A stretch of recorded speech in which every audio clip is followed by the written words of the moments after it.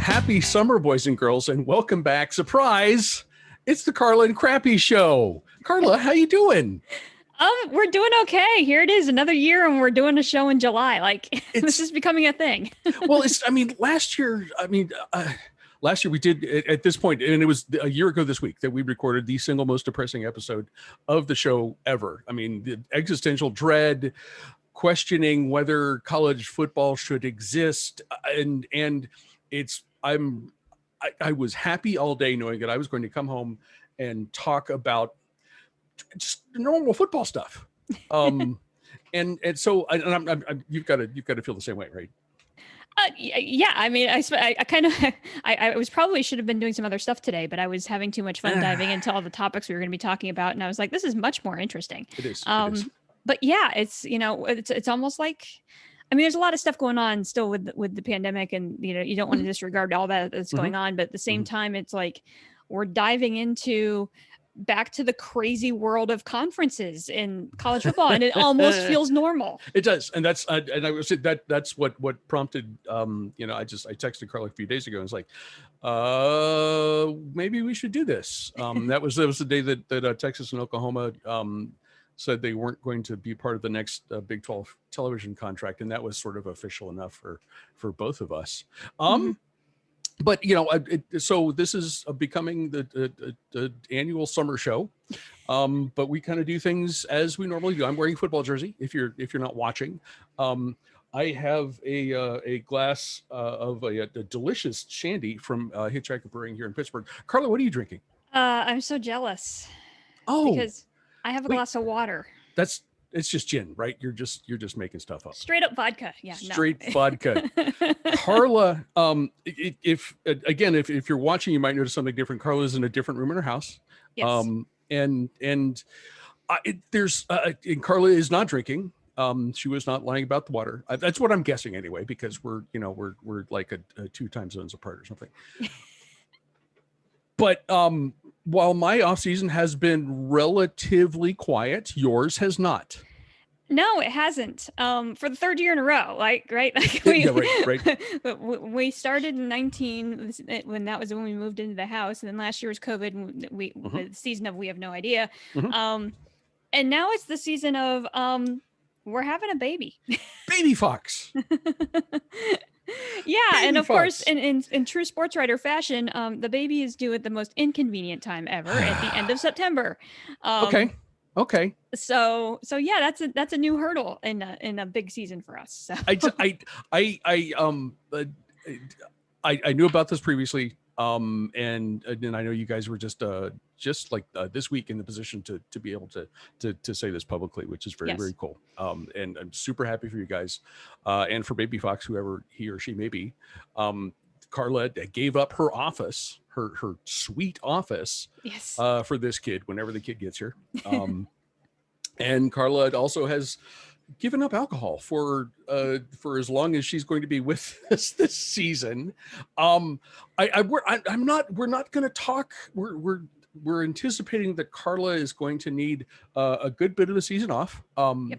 And we're going to let you guys sit in suspense for what's going to happen with the show. But it will continue. I will say the show will continue for sure. Because it's our 10th year, and how could we not continue that? But I think we'll have some surprises. We'll have some fun, even after Carla is taking care of Baby Fox. And we're hoping that Baby Fox will make an appearance on the show towards the end of the season. If all goes well, Bowlapalooza looks great. That'd be cool. If all goes well, maybe conference championship week. We'll see how things are going. But I can't keep my damn cats off the show. So Charlie's like right here in the window. So I would think Baby Fox absolutely deserves an appearance or 2 or 3 or whatever you feel like you can muster. Baby Fox might make some non-visual appearances tonight, because as we mentioned before we hit the record button, the baby's been pretty active today and it's been kicking me pretty good. So if I wince, it's not because of something Crappy Carla, said. I promise. You haven't heard what I'm going to say yet, so you may. but so if you hear Carla like go ow, or if you're watching and she just sort of jumps while she's talking, that's probably what's going on. Yep, I'm getting kicked.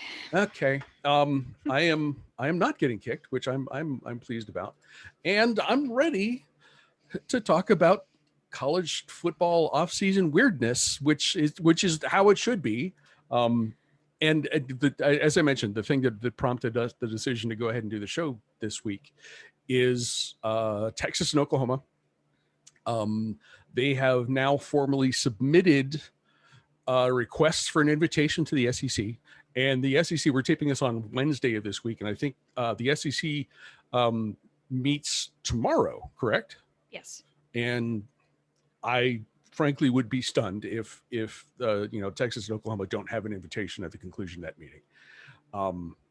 So with that in the background, and we've been through realignment flurries before, but it's not for sure that this will set off another one, but you got to think it's gonna, starting with poaching what is left of the Big 12. But first off, I mean, Carla, what was your reaction when you heard about this? I was like, I mean, this is a huge move, right? It is. I won't lie. So for anybody that's new, if you're new here, I used to work at Yahoo Sports, and Yahoo Sports has been kind of on the forefront of a lot of this stuff. I was working with rivals.com, but I was a Yahoo employee. And actually for the last, about 10 months of my stint at Yahoo, I was actually managing all of the Big 12 websites. So I was overseeing that group. And I'm not going to lie, having known quite a bit about the Big 12 and learned a lot about the Big 12, obviously, from managing those sites.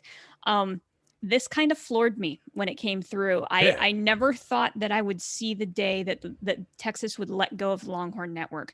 And that's going to be a stipulation of going to the SEC. Now, I realize that there's some additional revenue opportunities there, and we'll probably talk a lot about that. But just that shift in mindset from Texas, being willing to give that up to go join this other conference was huge. It didn't totally shock me about Oklahoma. It didn't totally shock me that these two wanted to go together. Yeah. Knowing the way that they kind of interact, and that rivalry is super important to both of those schools. So that didn't shock me, but yeah, when I heard that, that was the holy cow moment of this could set off something. And I'm torn. It could set off something pretty substantial, or it might not. I still can't get a gauge as to what's really happening here, and it seems to be changing by the minute. But it's gonna, my first reaction was wow, and then how quickly it all came down. And then of course, the cynical side of me kind of laughed a bit with, of course, Texas and Oklahoma crashed SEC media days, because why not? Because that's essentially what happened. Was this news broke while everybody was in Hoover. Who was it? It was Mitchell Forty.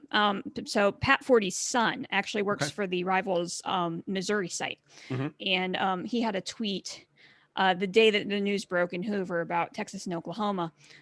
He had a tweet saying, I'm supposed to be on my way I'm on a plane that's supposed to land in Birmingham. I just landed in Nashville, and that's not the weirdest thing that's happened to me today. So I mean, it caught just about everybody off guard, which is shocking. The last realignment flurry, which was huge. I mean, it resulted in the death of the Big East as a football conference. A lot of teams got moved around, but there really wasn't.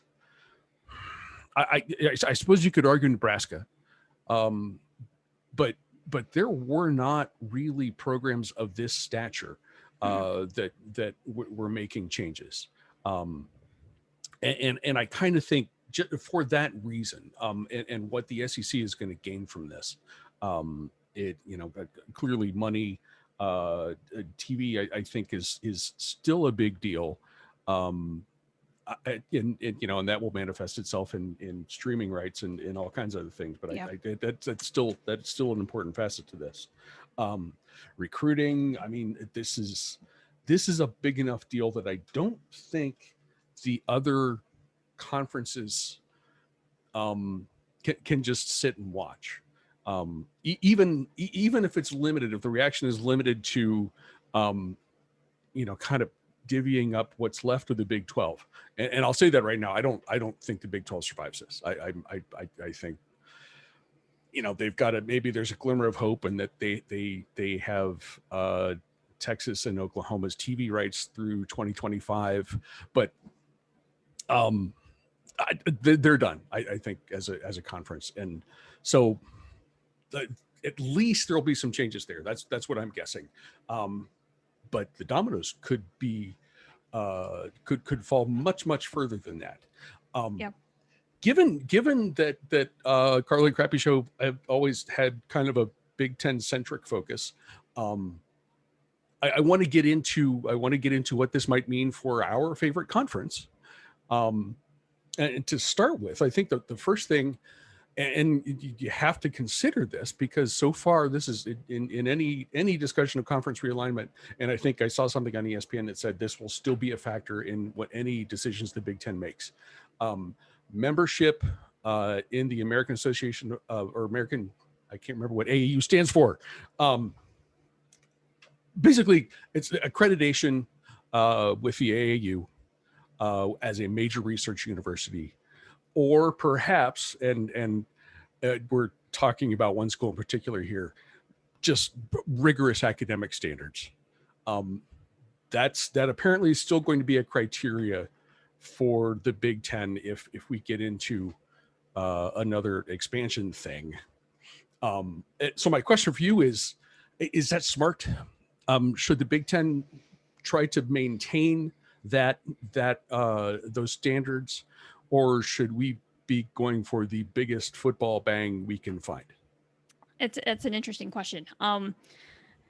Because going back to your idea of not thinking the Big 12 is going to survive, I haven't decided yet whether one conference will not survive. I don't know yet if it's the Big 12. Okay. Because I'm thinking, and again, this kind of ties into some of the Big 12 chaos, and I guess this is as good as time as any to bring up the chaos that's happened today with the Big 12 filing a cease and desist letter to ESPN. Oh my God. And essentially, Bowlesby is, saying that he has irrefutable, and that was a quote, direct quote from him, irrefutable evidence that ESPN is trying to help convince the remainder of the Big 12 to essentially dissolve, so that then Texas and Oklahoma don't have to pay their exit fees. It'll be interesting to see how that all plays out. But if I'm a member of the Big 12 right now, it really kind of depends on whether or not you support what Bowlesby is doing, right? And whether that means the Big 12 will survive. Because I mean, when we were talking about this ahead of time, when that cease and desist was first announced, and it was Pete Thamel again who had that first. It kind of felt like Big 12 was taking its ball and going home, right? Like that was the attitude that kind of came across. But now this is kind of picking up a little bit of steam here, and so I can't decide whether the Big 12 will eventually dissolve because we're down to 8 teams. Or whether the Big 12 will get aggressive here and try to poach a whole bunch of teams out of other conferences. I wrote some stuff down here. I think if the Big 12 survives, I'm not sure the American survives. Okay. Because that's the most likely place to poach. If you look at Houston, Tulsa, and SMU, those would be pretty okay candidates to join the Big 12, especially regionally, geographically. I think that's an option. And then you have an American conference that's it was kind of all over the place anyway, right? Just like the CUSA. And so, then what happens to the American conference? Then that might spin off the dominoes. If the Big 12 dissolves, I think that's when you start getting the Big 10 into the picture. And there's some interest. I don't know whether you stick with the accreditation thing. I know everybody's been talking about Iowa State and Kansas. Like those are the two hot schools that people are talking about with the Big 10. Both AAU accredited, by the way. Right. Iowa State makes a lot of sense for all the reasons everybody else has already brought up. The fact that, there's already a natural rivalry there with Iowa, fits the accreditation, fits geographically. What I would hate to see is the Big Ten expanding outside of its region too much. Okay. Because there's been some conversation about whether the Big Ten would try to poach from the Pac-12. Yes. I hate that idea. Okay. And that's the purist in me, because I mean, part of the great things about Big Ten football right now is the fact that for the most part, they're kind of, other than a couple, other than, your outlier of Rutgers and Nebraska, you're kind of in that They're general still contiguous vicinity. States, though. It's not, I mean, yeah.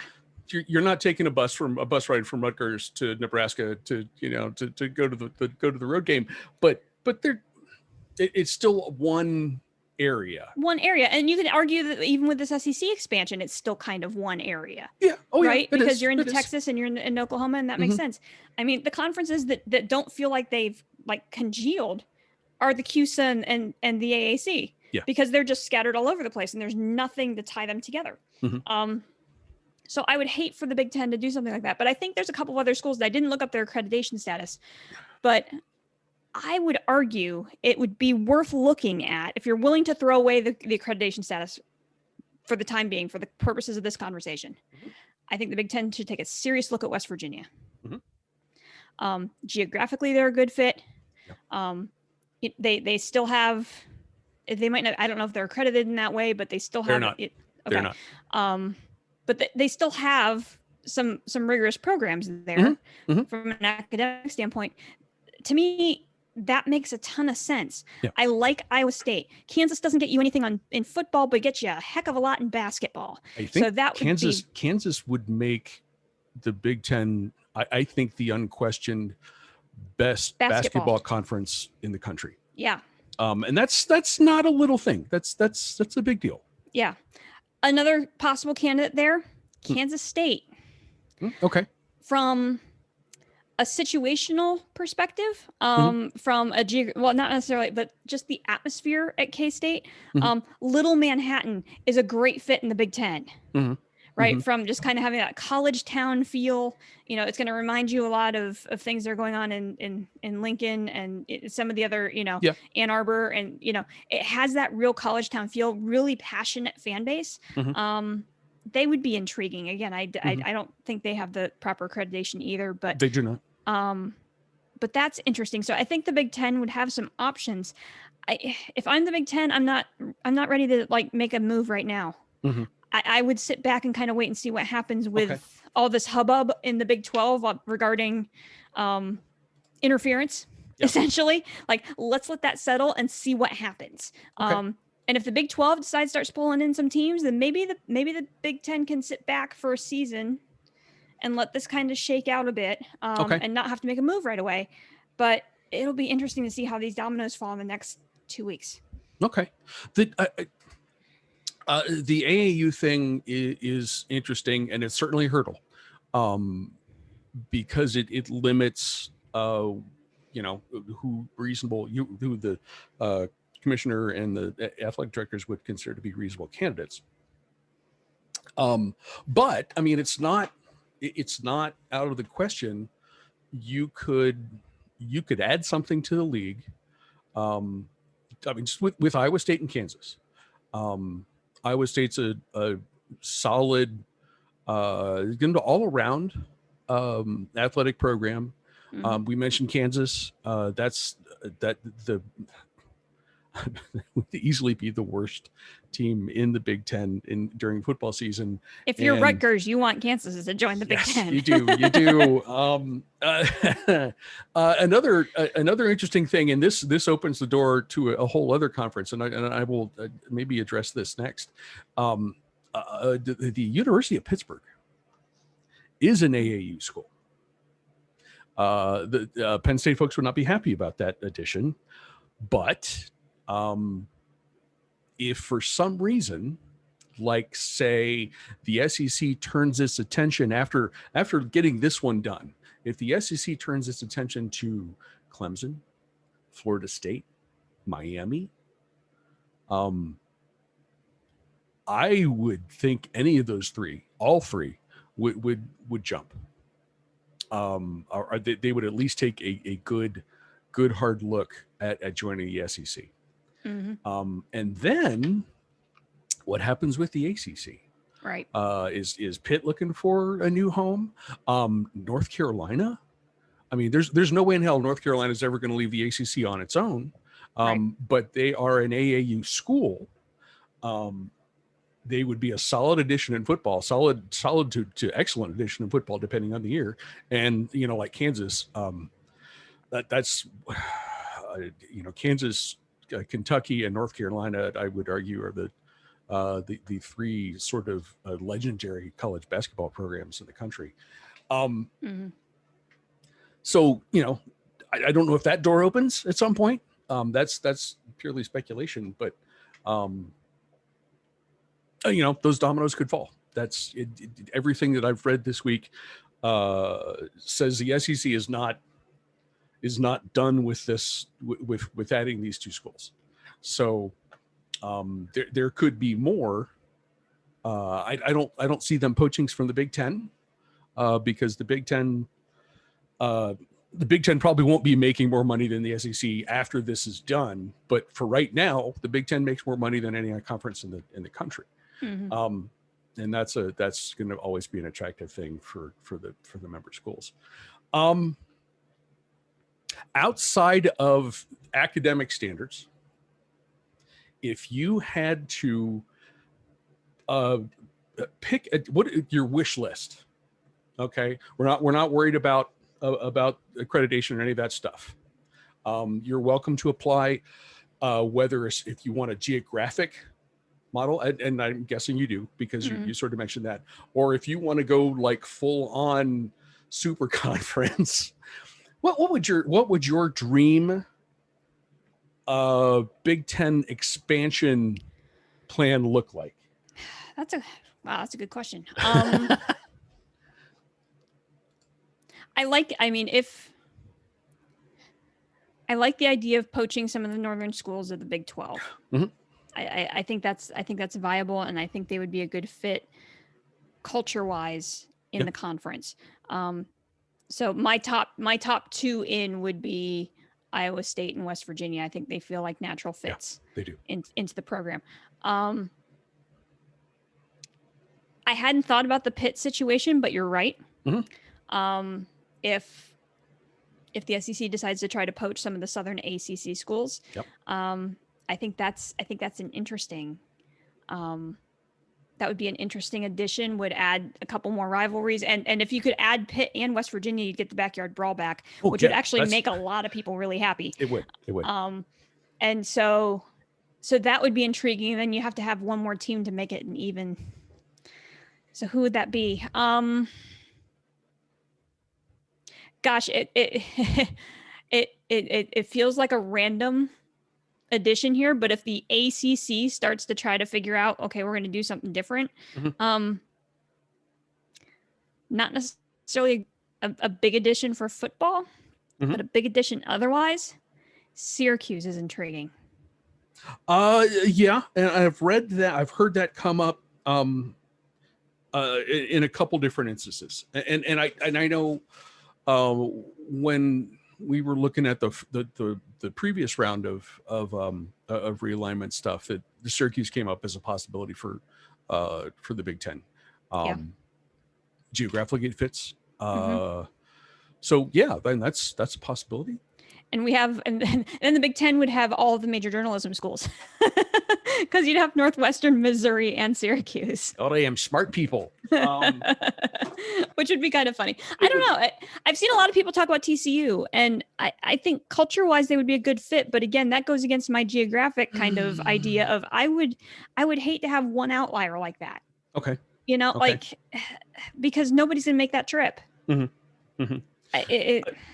That's the that is a real thing. I don't know. I mean, I said, if I'm doing by geographic footprint, certainly if we're doing like super conference, you look at North Carolina, you look at just off the top of my head, Washington, Oregon, Stanford, UCLA, SC, probably Cal, but I didn't didn't notice them on the list. They're all AAU accredited. So you could do something like that. One thing I did read just today was interesting idea of some kind of sort of like a Notre Dame deal with the ACC. There's an arrangement, an alignment between the Big Ten and the Pac-12 that doesn't involve an actual merger, right? But it involves non-conference games, which sort of happen pretty frequently anyway, and maybe an extra postseason game. Yep. Maybe that's an interesting thing. Well, and we need to throw out that was actually first reported by our friend Braden Gall, who's been on Bowlapalooza. He had that on Twitter first on Monday. Nice. And it hasn't gotten a lot of traction, which is interesting because I do think that's an interesting solution here to set up kind of, it's kind of like the ACC Big Ten Challenge in basketball. We're kind of setting the same thing up with the Pac-12 here, potentially in football. And that kind of arrangement I can get on board with. Okay. I think those, and it's mutually beneficial, right? Because the Pac-12 wants games that aren't in the middle, AJ doesn't have a segment called Pac-12 After Dark for a reason, right? Like, the problem is that Pac-12 plays so freaking late at night that nobody sees it. So that partnership is mutually beneficial for the Big Ten and the Pac-12. And I hope that deal gets done. So yeah, there's a lot of different ways you could pursue it. Stanford would be a great addition to the Big Ten. We both know that. But I hate the geographic separation. Okay. So if I'm we're at 14 teams now, is that right? Yes. If we wanted to get up to 20, this would be I think it would be workable. It would add rivalries. It would add a ton of interest, and would still, albeit sort of far flung, but still would be a contiguous. It'd be like how Pennsylvania was gerrymandered prior to in the last sentence, you'd have these really skinny things creeping all over the country. Iowa State, Kansas, and Oklahoma State from the Big 12. And Oklahoma State would be a great addition. Basketball, football, other sports. They're kind of the big school left in the Big 12, I guess. Probably the biggest all-around school. Yeah. And then on our side of the country, I already mentioned Pitt, in spite of the fact that would make Penn State crazy. You mentioned WVU, and I agree. I don't know how they didn't end up in the Big Ten, actually. Probably accreditation. It is because of the accreditation thing. Yeah. And then because we're not dealing with accreditation in this question, Cincinnati. Yeah, that's a good pick. And that would not make Ohio State happy, but an in-state rivalry would be fun. In-state rivalry would be huge for both schools. That would be a really cool thing to see. And then if we're not worried so much about geography, that's when you can get into fun stuff like, do you add North Carolina if the ACC starts getting picked apart? Do you grab a UCF, which looks like it's going to be a powerful program for quite a while? Do you try to snag a couple schools from the Pac-12? Colorado would still be contiguous, by the way, right? And is an AAU school. So it's fun. It's a fun thing to think about. It's a fun thing to kind of to dig into and think about the possibilities. They would be interesting matchups for sure. Yeah. To see an OSU on OSU, matchup every few years would be kind of cool. Yeah. But what would be even cooler? If Notre Dame was in the Big Ten. and there are, that is still of the schools that are ostensibly available, that's still the big prize, right? Right. Yeah, pretty much of what's left. It's what Notre Dame does. And I still, my gut still tells me after what they did last year in essentially joining the ACC, if the ACC remains a viable conference, I would anticipate that Notre Dame would be more likely to go ACC. I would agree. Unfortunately, because you're right, they would be a heck of an addition to the Big Ten. Yeah, and they're I didn't realize this until I was reading about it the other day. They're Olympic sports, non-revenue sports, are locked into the ACC until like the mid 2030s. I mean, it's a ridiculous period of time. And now, as we all know, money can fix that pretty quickly. But and contracts apparently don't matter. Yeah. If the ACC gets picked apart, however, right, would that force Notre Dame's hand and finally joining the damn Midwest Conference like they should? Well, I think there's two things that might force Notre Dame's hand. One is if the ACC dissolves or starts dissolving, and isn't as desirable as it is right now. And the other thing is something else we're going to talk about here a little bit later, and that's the playoff implications if we go to a 12-team playoff. Because if you read the fine print there, with the way that proposal has been written, independent football programs can be ranked no higher than 5th. Which means that Notre Dame would never be guaranteed a first round bye in this new playoff system. And is that a play to make some of these independent programs stop being independent? Once they figure out they've got to play the extra game if they make the playoff, even if they're ranked number 1 in the country, they can only be ranked 5th in the playoff. I did not know that. The way the proposal is going through right now, and the viability study just started. So that's intriguing. If the playoff goes through that way, you got to think Notre Dame's going to think a little bit about, do we want that added game? Do we want that added pressure? Or do we just not care because we feel like we can beat whoever we would play in the first round? That's a really interesting question. That is, and I was not aware that what that meant for the independent schools, the few of them that are left. The Notre Dame thing is just half of me is like, hell with those guys. They've part of me wants to blame Michigan because Notre Dame wanted to be a member of the Western Conference in the early part of the 20th century, and Fielding Yost kept saying no. I mean, basically, Michigan kept them out of what became the Big Ten, and that's also irritating. I mean, it makes so much sense. The rivalry that they have with Michigan, with Purdue, with Michigan State, just then they're next door to Ohio and Illinois, and who wouldn't want to see a Notre Dame Ohio State matchup every few years, right? I mean,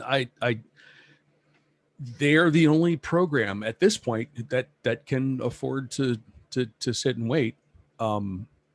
Because they have their TV money and they have a bazillion boosters and who are going to follow them wherever. So, and the option we didn't even talk about is what happens if the Pac-12 decides to do a grab here too. Because let's be honest, they could use one. To try to help move a little bit further east. And you think about the way that geographically where they could go, TCU in the Pac-12 South, that would be a trip. AJ would be in favor of that. I'm just going to go ahead and say AJ. It would be awesome. TCU in the Pac-12 South would be absolutely amazing. And who would also be really interesting in the Pac-12 is Oklahoma State. Yeah. Yes. Absolutely. That the way they run that offense would fit really well in the way that the Pac-12 kind of runs. So there's 1,000,001 options here, and I think it's going to be really interesting to see how this all shakes out. I think we have a couple years. I don't think there's any way in hell that it's going to take until 2025 before Oklahoma and Texas are playing in the SEC. I think Oklahoma will be competitive right off the bat. Although, ask yourself, would we rather lose to Alabama in the regular season or in the playoff? And they've made their road to the playoff tougher. Yeah. Texas is in kind of a Michigan situation right now, in that it is, one of the absolutely biggest names in college football that hasn't been playing up to that reputation recently, and they're going to struggle when they get into the SEC for the first time. Yeah. I don't think there's any doubt about it. Yeah, no, I agree. I think all the complaints we've had about Oklahoma's defense all these years gonna get real exposed real fast. Yes. In the SEC, and the same thing with Texas. Texas's defense is better, and I think it'll do okay, but Texas isn't consistent enough, regardless of which division these two teams end up in the SEC. Because that'll be an interesting to see how they do all that realignment. Yeah. I think it's gonna take Texas a little bit, and to steal a line from when we both listened to Fringe Element today, from 440 Sports, like, how mad is Steve Sarkisian? he just got hired. Did what? Yeah, he just got hired away from the SEC to go, to go play in the Big 12, which looks like a really good move. And now all of a sudden you have to coach against Saban every year. Oh yeah, he's got to be on the phone. It's like, I need that bonus we discussed. I'm going to need that now. Yeah, and more. That we spent a lot of time on realignment and what might happen. Obviously, in the short term, we are 99.9% sure that those two guys will get invitations to the SEC this week, and then we'll see what happens after that. One of the other big things that has happened in the offseason is a discussion of playoff expansion. I don't have a whole lot to say about this other than, yes, that would be, please, let's do this. I'm an Ohio State fan, as you guys are aware, and the playoff is dull. I was so excited when this started, and it didn't hurt that Ohio State won the first one, but it's going to be Alabama. It's going to be Clemson. It's probably going to be Ohio State most years. It's probably going to be Oklahoma. I don't have the number in front of me, but those four schools have made up well over half of the playoff participants since it started. Right. And it's just not. It's not what I was hoping for. In an expanded playoff field. But and I think 12 teams is sort of what we're sort of settled on right now. It's going to make that better. What do you think about just the idea and where we should go from here? This was another one of those. I was kind of surprised that it actually kind of gained some traction. But now knowing what we know about Texas and Oklahoma, maybe, that's why it was gaining some traction, right? But I do like the idea, the way they've set this up, where the 6 conference champions, or the 6 highest rated conference champions, get a spot. There are no automatic qualifiers, which means that if you have a group of 5 teams, conference champions, that rank higher than Power 5 conference champions, they would get the nods. Case in point, I think it was CBS Sports I was reading today that said that had this playoff format been in place in 2020, both Cincinnati and Coastal Carolina would have made the playoff because they were both ranked higher than Oregon. I like that. And then the other 6 are at large bids. And since there are no guarantees, I like that. And then the first round buys are the top 4 seeds, and then the first round games are played at the home sites of teams 5 through 8. I like everything about that. The only thing that I wish is that there was a little bit more of a guarantee of group of 5 teams, because right now the way it's set up, it's still possible that we're gonna be guaranteed to get one group of 5 team in because it's 6 conference champions and there's only 5 power conferences, but there's still the possibility you might only get one group of 5 team in, and I would have loved for that to have been 2. Okay. So that you'd have at least 2 group of 5 teams in, with 10 from the power conferences. I would have liked to have seen a little bit more kind of parity in that regard, because I think we might get bored with this again very quickly if we're not getting some of these smaller guys in. Cool. What if there's like I don't want to say poison pill, but what if there's like a limit on how many schools, and again, we all know who I'm talking about here. What if there's a limit on how many schools a given conference can have in the playoff? It would be just like the Olympics, right? We're recording this while the Olympics are going on. Yeah. Like you can only send 2 from each country to the gymnastics all around. Yeah, something like that, or guarantee that, you're already guaranteeing that at least one group of 5 teams going to get in because of the 6 conference champions. Maybe you have to guarantee that one of the at-large bids goes to the next highest ranked. Okay. Or something like that. Or yeah, like you're saying, you can only send so many from a conference. Like, I don't think we're that far off from this being really interesting, but I was just a little disappointed that I'm not sure it's going to solve what a lot of people were talking about. Okay. Unless you have teams like we had last year in Cincinnati and Coastal that, were legit good teams. Yeah. And would have gotten in anyway. That's the overarching thing for me is that, you look at Cincinnati, you look at UCF and their national title. I'm using air quotes, the national title season from a few years ago. They are correct in saying that they deserved a shot. Yeah. Period. It's, you can look at strength of schedule and, who are they playing and all of that stuff. And those are legitimate questions to ask.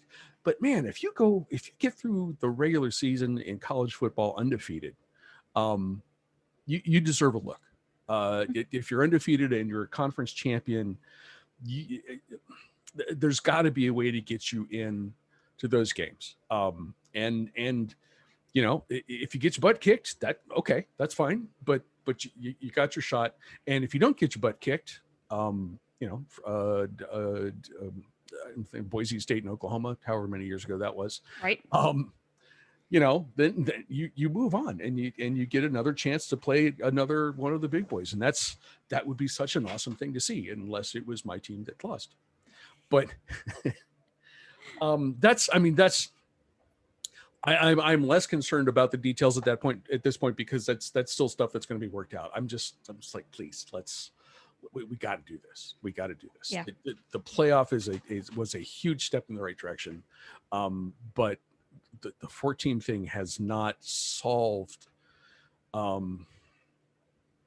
don't want to say solved. It perhaps, I feel more confident in saying that the winner of the playoff is the national champion than I did with the BCS or polls or anything else that existed before that. But it almost created its own set of problems. And it would be cool to spread this out when I'm thinking it will happen. It's when we spread this out and give more opportunities to more schools, as long as we're not like get 6 SEC teams, which could happen. Right. That's what I'm in favor of.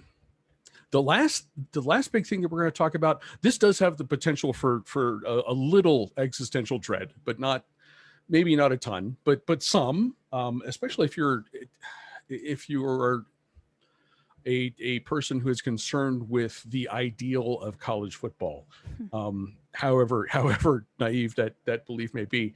And I kind of combine these two because I think they go hand in hand. Name, image, likeness, and the new much looser transfer rules. Part of which were brought on by COVID, and you didn't know what your program was doing. But basically now anyone gets one free transfer without having to sit out, without concern for interconference. 1AA guys can transfer up, 1A guys can transfer down. It's the wild west, dogs and cats living together. But the potential, I think, for that rule in tandem with name, image, likeness, which essentially gives athletes the ability to make money from their name, their image, and their likeness, hence the name. I think those two really go hand in hand, right? Or they could. Yeah. And in certain circumstances, yes. they're both really intriguing developments, and I think a lot was made with the name, image, likeness stuff. There was a big hubbub when that went into play right in that first week, and they were like, here are all these college football players that are getting little endorsement deals from local restaurants and those kinds of things. And that's great. Where I think name, image, likeness plays a bigger factor, and I wish I could remember who said this, so I could attribute it, but it's less in football. Then it's going to have a bigger impact on this on the sports that aren't football and basketball. It's going to really have an impact on athletes that are playing Olympic sports, right? Who are also musicians. This was the hypothetical that was thrown out. Okay. And who couldn't go play a gig on the weekends and get paid for it. Right now they can get paid for it. Yeah. And that's big for some of these kids that, they're not getting the football stipend.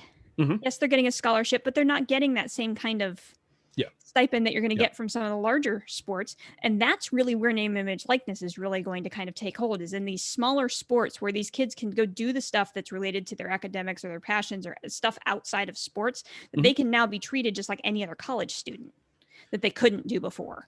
I think that's the piece of NIL that everyone's kind of, that hasn't been talked about a lot, and I think that's a really good thing. Will we see kids transfer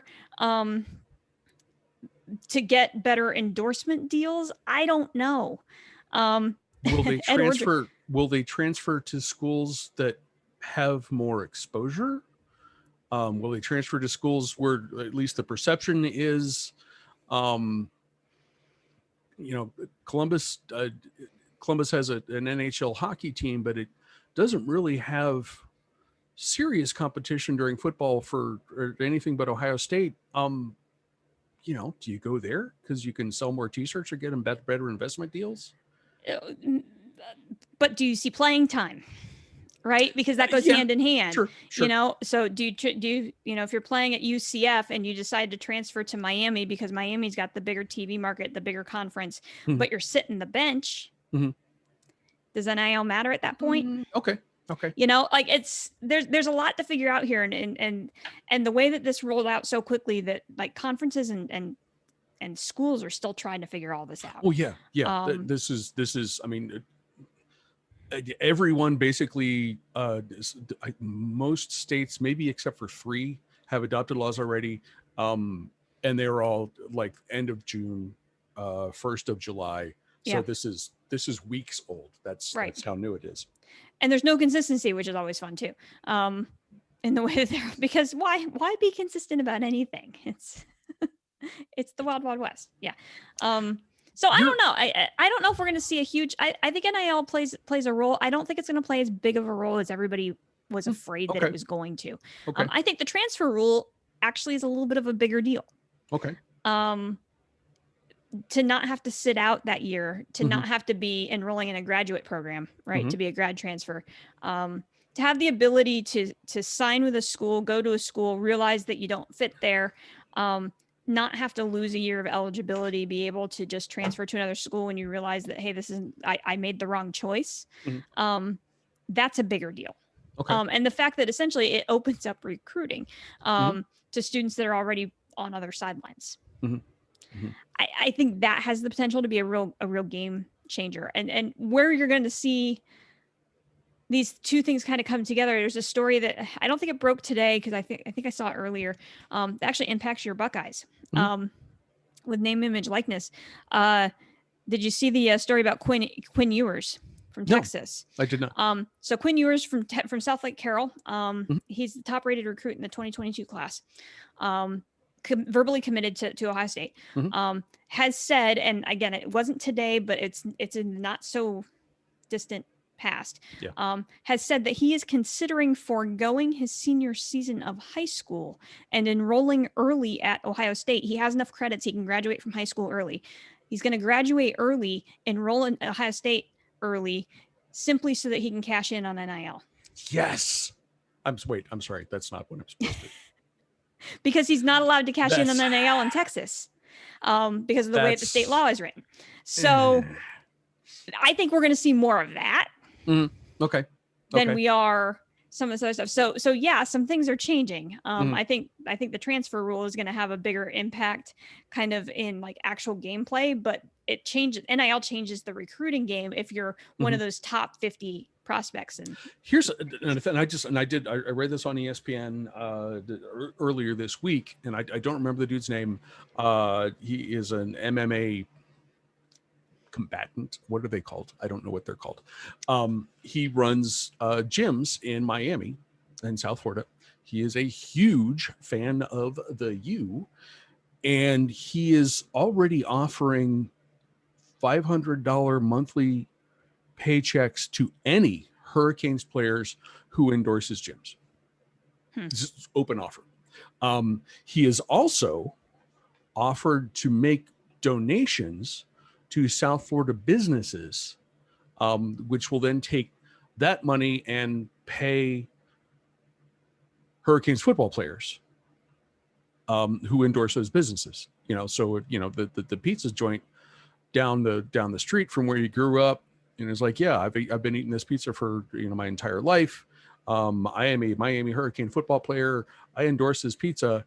So this MMA guy is giving money to the pizza joint, and the pizza joint's going to give money to the player.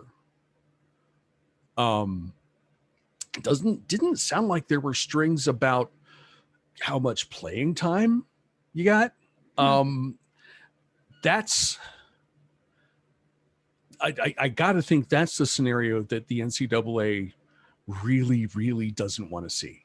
Yeah. And I'm picking on Miami, and I know it's going to happen everywhere. It's going to happen it's going to happen at my favorite school. It's going to happen at your favorite school. It's going to happen. What the NCAA was envisioning, and I'm glad you brought the thing up about the non-revenue sports. That's how it should work. Right. Because, for too long, scholarship athletes have had their hands tied, just being able to do stuff that normal college students can do. And this gives them an opportunity to sort of break out of that. And that's awesome.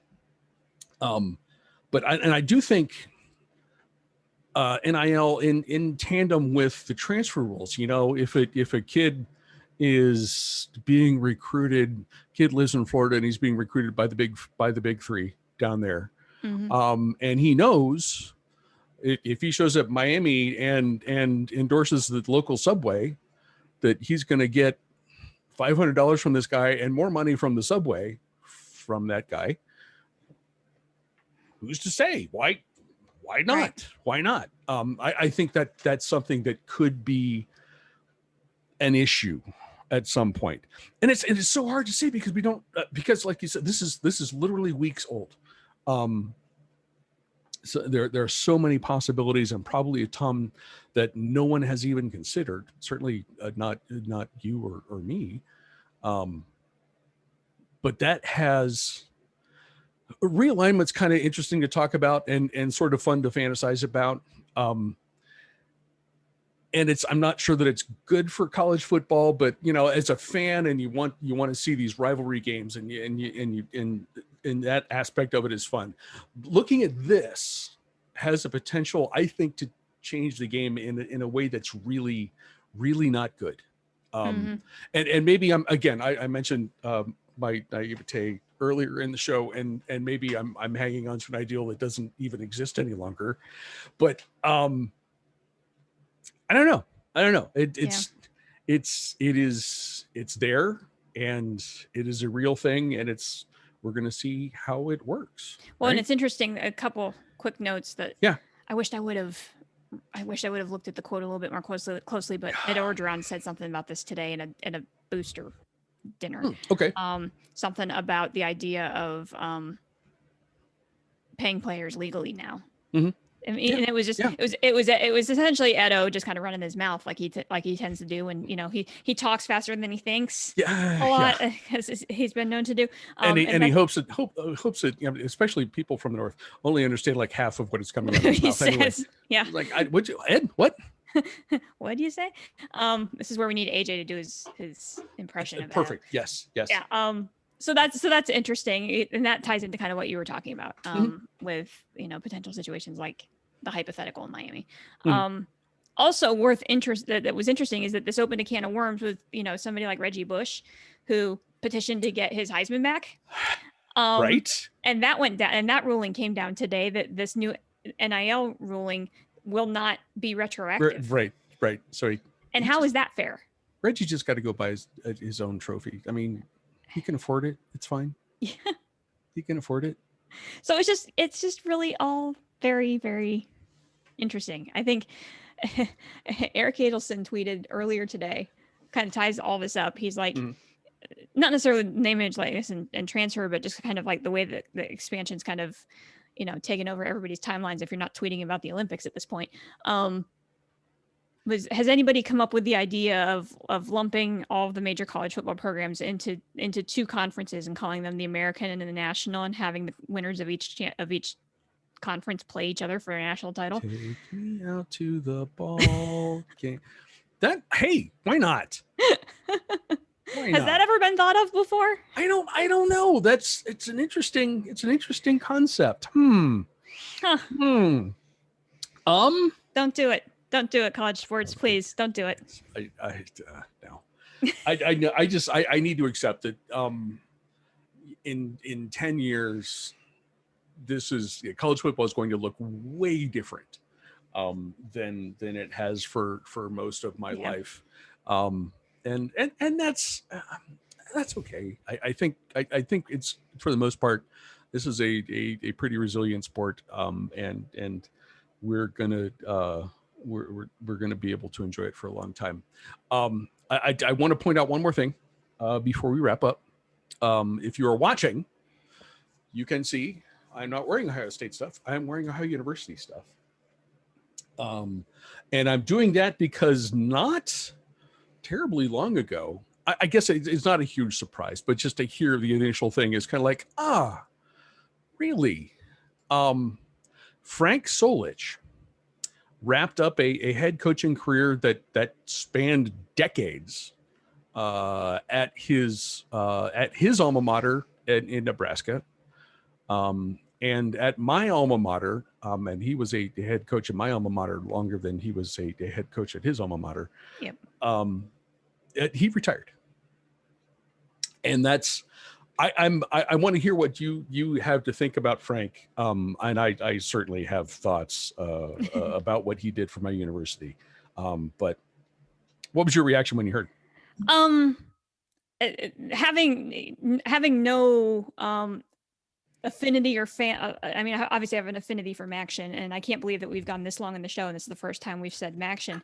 No one's talking about breaking up the MAC. I don't understand why that is. Because it's a good conference the way it is. Yes. And that's part of my thinking here is the fact that Maction will not be the same without Frank Solich on the sideline. He just brings this, he brought this gravitas, right, to every game that he coached in, and a level of respect. Just a really good football mind, but yet somebody that felt really approachable, and you never heard anybody say anything bad about him. He's just one of those like all around good guys. And then, to hear he retired, and then to hear it might be possibly a little bit medical related, and we hope everything is okay there. But yeah, it was sad. And like I said, I'm not an Ohio fan. I have no reason to root for Ohio, but it's just not going to be the same. Like, my lingering memory of Frank Solich will be him getting doused with French fries, right? Those images were so good. They were good. They're so perfect. And he was a cranky old guy, and he loved it. Getting a big Gatorade jug of French fries dumped on his head, and players are actually picking fries up off of his shirt. Eating them. He ate a couple too, if I remember that correctly. He was walking across the field and he ate a couple, and like, it's just not going to be the same. It was such a surprise when he was named the coach at OU. He was on Tom Osborne's staff forever. Okay. And was running backs coach for a long time. And, if you remember Tom Osborne's years and the tailbacks that Nebraska had, holy crap, Frank did an amazing coaching job just at that level. He was appointed by Osborne to be the next head coach, kind of a Urban Meyer Ryan Day situation, and did well. I want to say played for a national championship at least once. Maybe. But he had a 7-7 season, not terribly long into his head coaching career at his alma mater, and was unceremoniously shown the door by former Pitt AD Steve Peterson.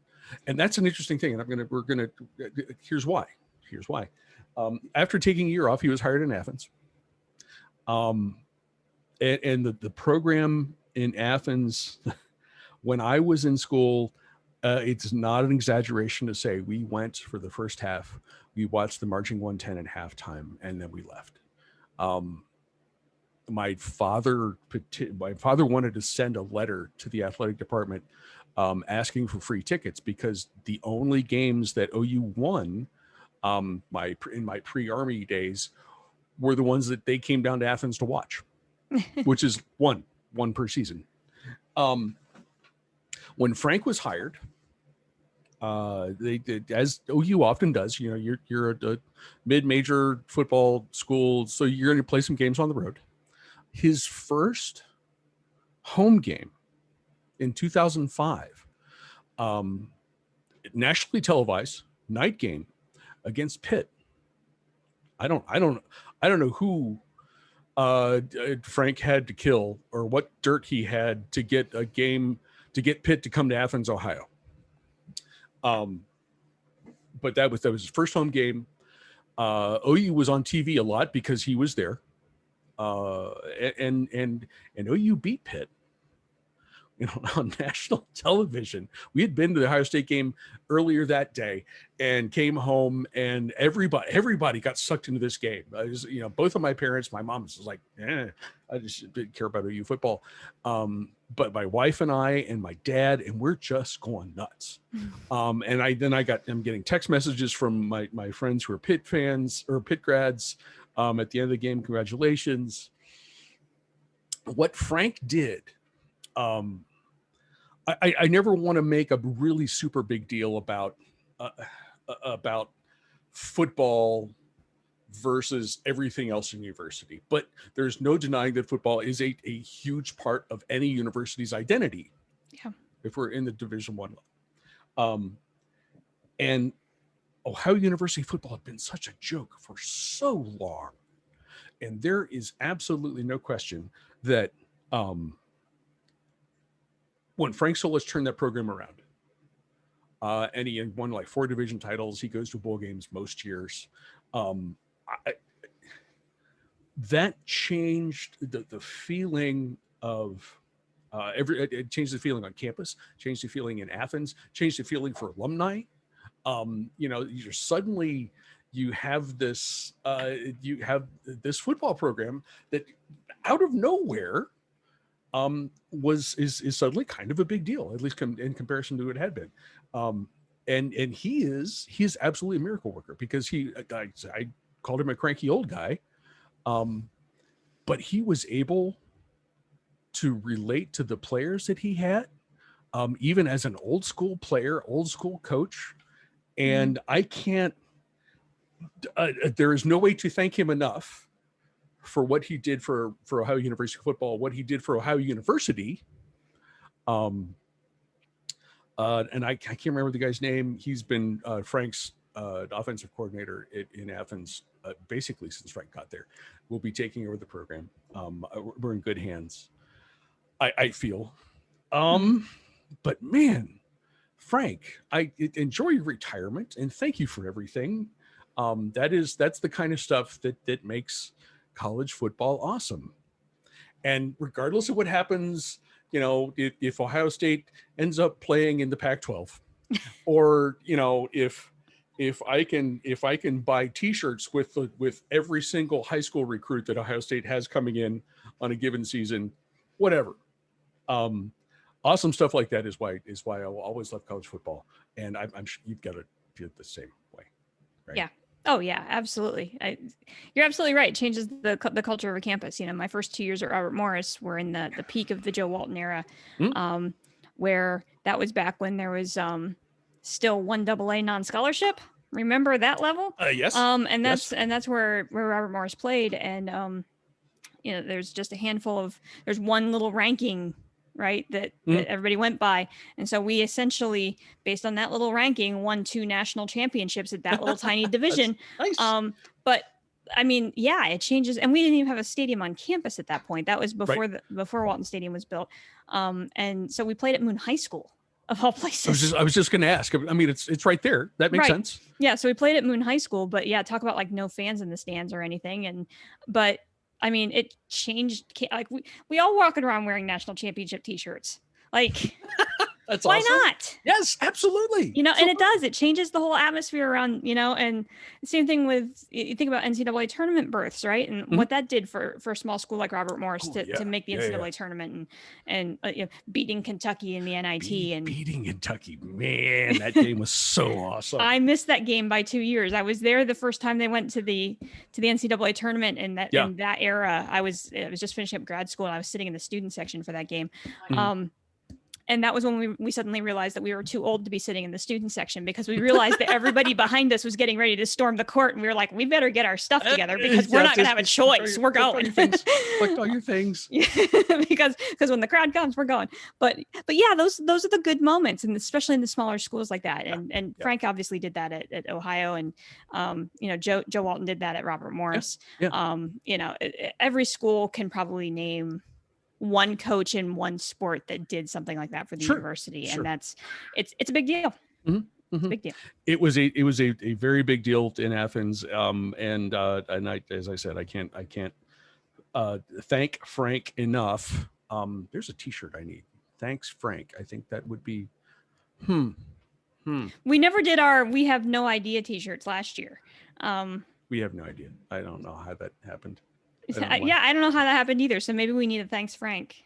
Okay, I'm going to work on that. CNC show shirt. You can work on that, because I'm going to be on maternity leave. Right. But I don't think Baby Fox would be here by the time we actually start the season shows. Right. And I hope, at least I hope not.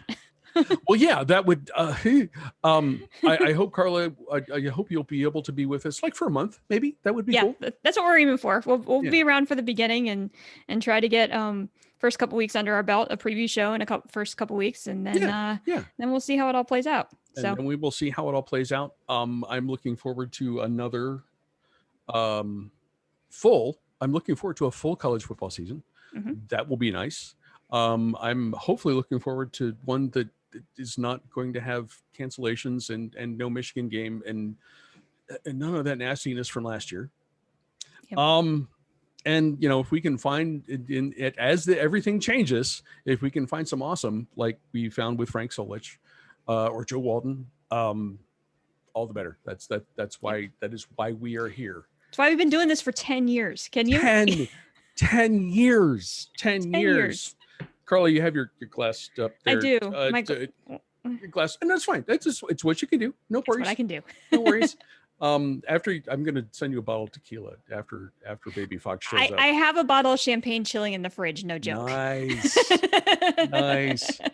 Guys, we really appreciate you joining us in the dead of summer. We hope you've enjoyed us talking way too long about off-season stuff. And we hope you come back the week before the season starts, because it's the season and we will be ready. I'm ready for college football now, but we will be so ready then. Carla? Yes. I hope you enjoy the next few months. I hope everything goes well. Me too. Totally fair. Thank you. Yes. Totally fair response. Guys, thank you for watching. We will talk to you again soon. Cheers, everyone. Cheers.